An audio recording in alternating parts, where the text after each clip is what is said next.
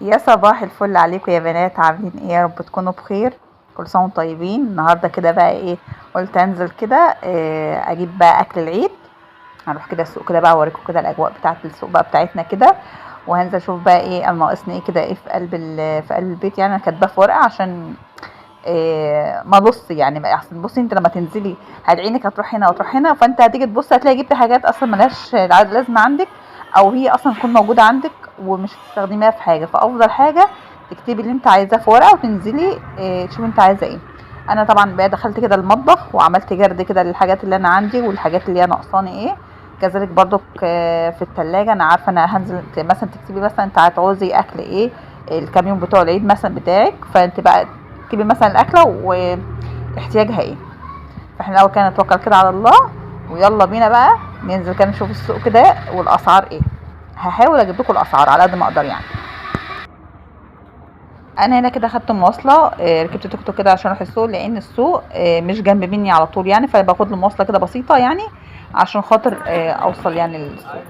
لكن انا في بائعين متجاولين يعني جنب مني ايه محلات يعني. بس الافضل زي ما قلت لكم قبل كده، اللي عايزه تنزل تجيب حاجتها حلوه وتعرف توفر تنزل السوق. بصوا هنا السوق بصراحه الاجواء حلوه قوي و...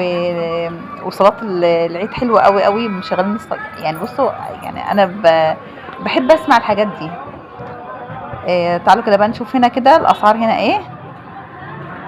هنا القطه كده ب8 جنيه. هنا انا كنت حجزت هنا كده بقى الفراخ، وخلته بقى ينضفهم لي.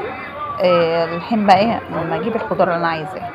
طبعا اللحمه زي ما قلت لكم بقى ايه ديت بقى تبع يعني اول يوم العيد ان شاء الله.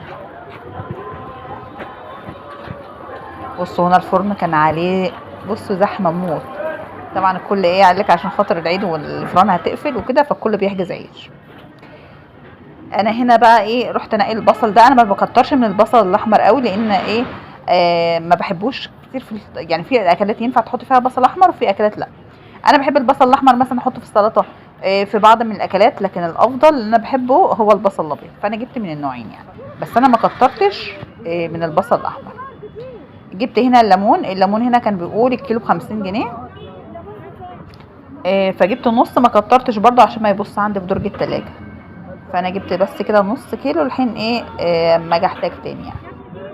ولكن سعر البصل الاحمر انا جبته كان 10 جنيه. كان السعر عنده 10 جنيه. هنا بقى كنت بنقي كده الليمون، طبعا كان حاول مني دوشه كتير فكنت بفصل وارجع لكم تاني.